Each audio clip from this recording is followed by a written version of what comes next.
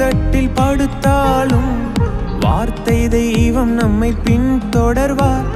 வழி மாறி கீழ்த்தட்டில் படுத்தாலும் வார்த்தை தெய்வம் நம்மை பின்தொடர்வார். நான் கடலின் அலை நோக்கி குதித்தாலும், நான் கடலின் அலை நோக்கி குதித்தாலும் மீனை கொண்டு மீட்பார், என் ஜீவனை மீனை கொண்டு மீட்பார்.